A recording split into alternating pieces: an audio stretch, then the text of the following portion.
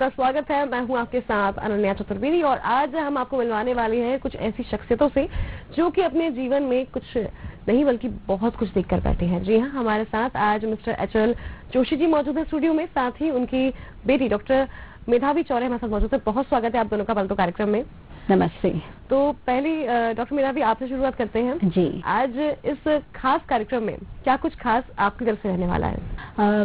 इस प्रोग्राम में ये खास रहेगा कि इस भाग दौड़ की जिंदगी में हम कहीं पर अपने पेरेंट्स को भूलते जा रहे हैं। ये जो रैट रेस में हम शामिल हो रहे हैं, जो कॉर्पोरेट सेक्टर्स हैं हम ज्वाइन करते हैं और जो हमारी नौकरियां हमें डिमांड करती हैं कि हम 12 घंटे से ज्यादा काम करें, इस भाग दौड़ में कहीं हम अपने पेरेंट्स को भूलते जा रहे हैं। तो इस बार इस प्रोग्राम में हम ये डिस्कस करेंगे कि फैमिली वैल्यूज कितनी इंपॉर्टेंट है और बहुत जरूरत पड़ी। आप देखते हैं बहुत टेंशन में है बच्चे, कई लोग ड्रग्स देने लगे हैं, कई लोग गलत संगति में पड़ गए हैं। तो इसके लिए हमारे अगर पेरेंट्स मौजूद रहते हैं हमारे पास और अगर हम उन पे ट्रस्ट करते हैं और अगर शेयर करते हैं हमारी प्रॉब्लम्स, तो हमें कितने आसानी से हमें किसी काउंसलर के पास जाने की जरूरत ही नहीं है। तो आज हम ये बताएंगे, आपको ये चीज डिस्कस करेंगे। ओके सर, आपसे शुरुआत करते हैं। हमारे साथ मिस्टर एचएल जोशी जी मौजूद हैं जो कि आपको बता दें हम कि 96 इयर्स के हैं, साथ ही चार्टर्ड अकाउंटेंट है and he is a very polite person. तो सर आपसे शुरुआत करेंगे आपकी लाइफ के बारे में कि शुरुआत कहाँ से हुई, जीवन की कैसा सफर रहा है अभी तक का? नमस्कार जी, मैंने आपको अपना नाम बताया HL Joshi.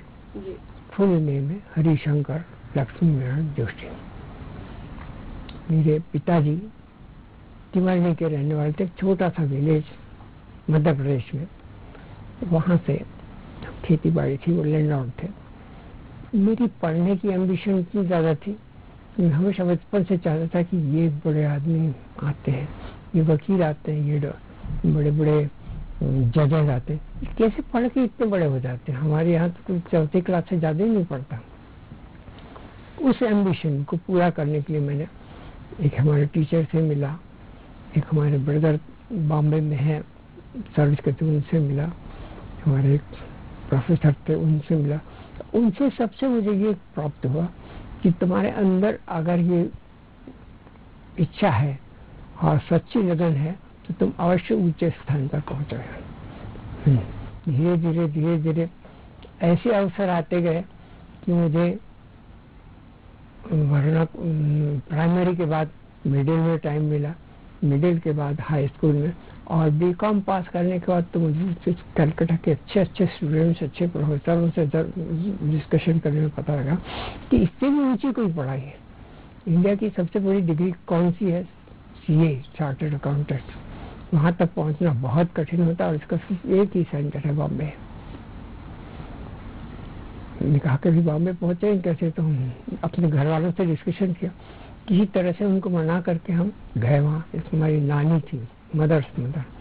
She said that you don't worry, जितनी फाइनेंस की जरूरत होगी बॉम्बे में सब मैं सप्लाई कर, और उसने मुझे बराबर फाइनल तक फाइनेंस किया। तो वहाँ पहुँचने के बाद भी हमको इतनी सहूलियत है मेरी लाइफ में कि पता नहीं लगे कि कौन से एजुकेशन इंस्टीट्यूशन है, कौन से ट्रेनिंग क्लासेज हैं, कौन से कोर्सेज हैं। धीरे धीरे अपने अपने रिश्तेदारों से और अपने मिलने वालों से मिलकर पूछा, बड़ी सरलता से उन लोगों ने मेरा काम बना दिया। एक फर्म में ट्रेनर की जरूरत थी जिसमें चार्टर्ड अकाउंटेंट्स काम करते थे। उसने मेरे नाम से एप्लीकेशन दे दी और वहां से परमिशन आ गई कि हमारे पास एक वैकेंसी है, हम ट्रेनिंग के लिए ले सकते, कॉमर्स ग्रेजुएट को। तो उस तरह से मुझे बड़ी इजीली ट्रेनिंग क्लास मिल गई। और ट्रेनिंग क्लास मिलने के बाद हमने अपना ट्रेनिंग पीरियड 3 बरस का पूरा किया, और पूरा करने के बाद जिस एम्प्लॉयर के पास या जिस फर्म में हम काम करते थे, उन्होंने हमें ऑफर किया कि देखिए आप, मैंने कहा साहब अभी तो मैंने एग्जामिनेशन दिया, परीक्षा ही नहीं आई है और इसके लिए टाइम लगेगा। तो बोले आप परीक्षा बाद में देना, हमारे यहाँ ज्वाइन कर लीजिए। तो 1 जनवरी 1951 को मैंने वहाँ छोटी सी सर्विस ज्वाइन की एज एन ऑडिटर। उसके बाद में फिर धीरे धीरे पढ़ते पढ़ते सीए पास हो गया मैं 1953 में। उस टाइम पर जब इंस्टीट्यूशन जरूर था, लेकिन यहाँ उनके प्रोफेसर्स नहीं थे, टीचर्स नहीं थे, पेपर सेटर्स नहीं थे, बुक्स नहीं थी। तो पेपर्स हमारे और स्टडी मटेरियल सब लंदन से आता था। और उसके बाद में एग्जामिनेशन दे करके हमारे आंसर पेपर लंदन भेजे जाते, वहां से जांच करके आते और रिजल्ट आता था। इतना डिफिकल्ट कोर्स है उस टाइम का। 1%, 1.5% रिजल्ट निकलता था सबके बैठने के बाद। खैर किसी तरह से हमने मेहनत की और पास कर लिया परीक्षा को 1953 में, और एक इंश्योरेंस कंपनी में हम एज एन अकाउंटेंट सर्विस करने लगे।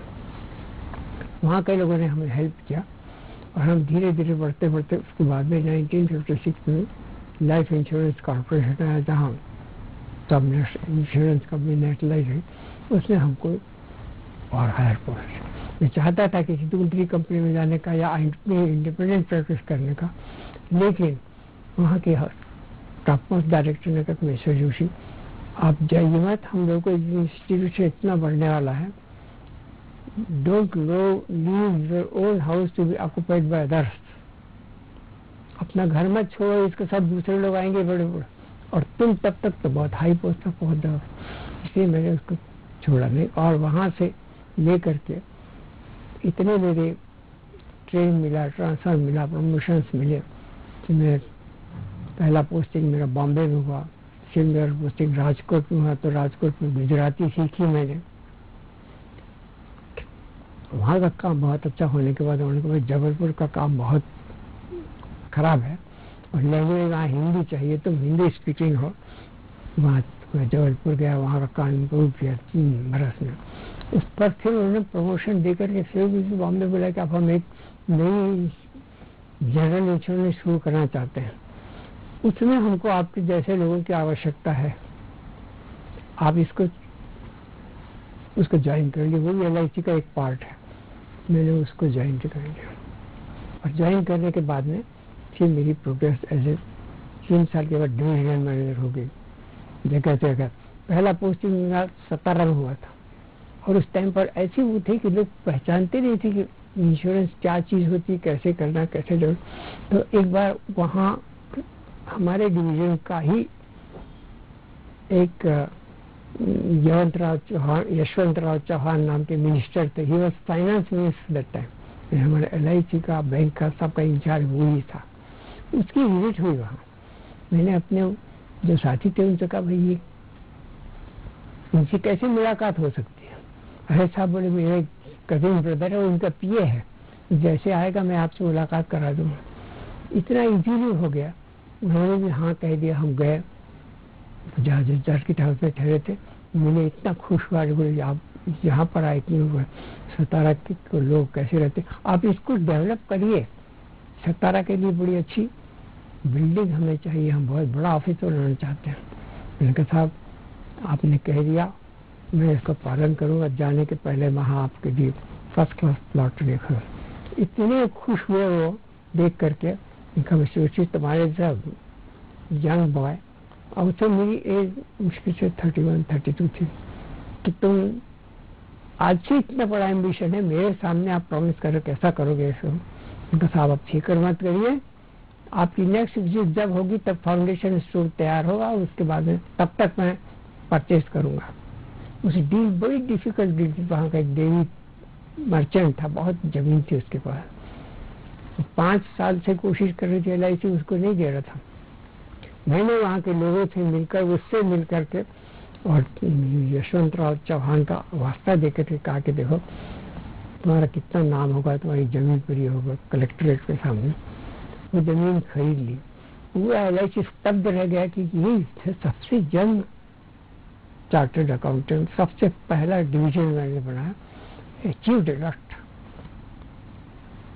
वो 80 महीने के बाद में हम यशवंतराव चौहान हमारे वहाँ पर थे। उसके बाद में बरस भर की मीटिंग के बाद हम होटल ताज में जब उनका रिसेप्शन करने निकले, सबके सामने उन्होंने तारीफ की कि वी वांट सच बॉयज। और ये करने के बाद में फिर मैंने उनको एक ही रिक्वेस्ट किया, उनका साहब देखिए मेरा प्रोविंस जो है मध्य प्रदेश है, हिंदी स्पीकिंग, और ये है मराठी। मैंने गुजराती सीखी, मराठी सीखी। अगर मेरा ट्रांसफर वहाँ हो जाए तो बड़ा this is so, he wanted a Hindi institute. हमने इंदिरा जी ने कहा कि जो प्रोविंस का लैंग्वेज हो उसी लैंग्वेज के भविष्य को आप वहाँ रिव्यू में मिलेंगे। उसने दिल्ली में नोट किया।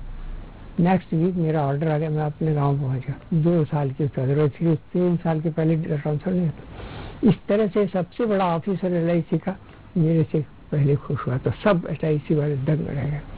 उसके बाद में फिर मेरा ट्रांसफर वहाँ हुआ,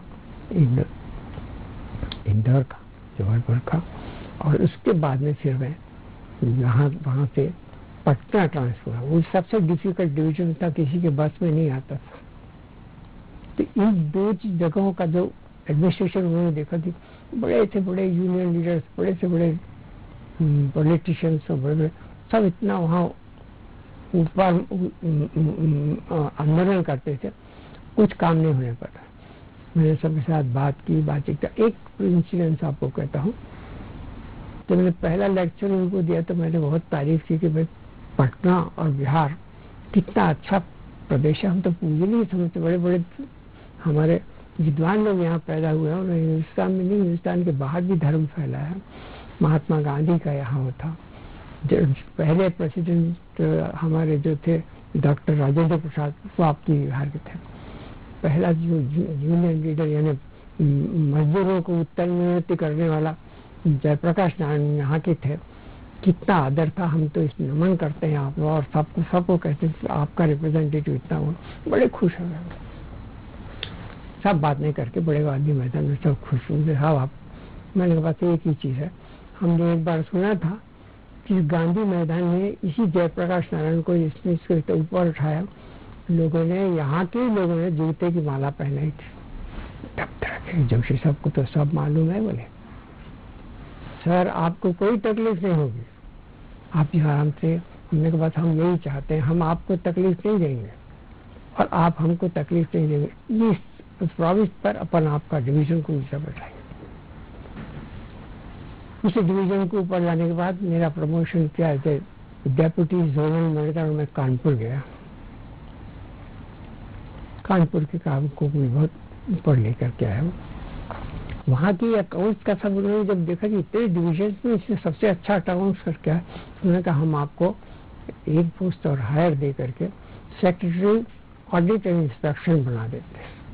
तो आप तमाम ऑल इंडिया के हर डिवीजन में इस तरह का एजुकेशन दीजिए कि जो आप सबसे खुश हो। इस बीच में हमारा कॉन्ट्रैक्ट, हमारे उस टाइम पर हमारे चेयरमैन थे TA पै साउथ के, बहुत बड़ा विद्वान। बाद में उसको इंदिरा गांधी ने लेकर के कहा कि तुम LIC में जाओ, LIC का इम्प्रूवमेंट बहुत कम होता है।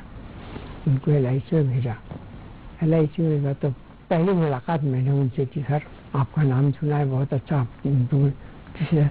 बोले मिस्टर जोशी तुमको कल मैंने जो ऑल इंडिया DM मीटिंग देखी, उसमें मैंने देखा कि ये लड़का सबसे फर्स्ट बेंच पर बैठा है, कितना अलर्ट होकर के हर भाषण सुनता है, बड़ा स्मार्ट है।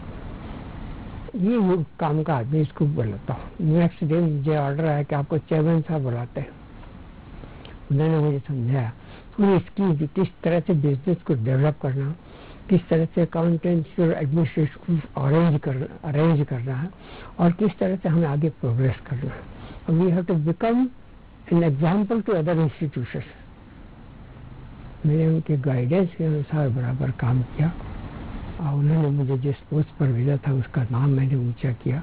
बड़े खुश हुए, बड़े तारीफ है। उन्होंने अपने रिकॉर्ड में लिखा है, एक फोटो मेरी वहाँ पर है फाइनेंस डिपार्टमेंट में, यशवंत राव चौहान फाइनेंस मिनिस्टर के साथ और TA पै चेयरमैन साहब के साथ। इस तरह से मेरा जीवन धीरे धीरे वो आया। मैं अपने जीवन में बहुत खुश हुआ कि तूने परमात्मा कितना अच्छा मौका दिया। और कहता था सब तो, बोले परमात्मा ने नहीं, तुमने खुद ने अपना जीवन बनाया है।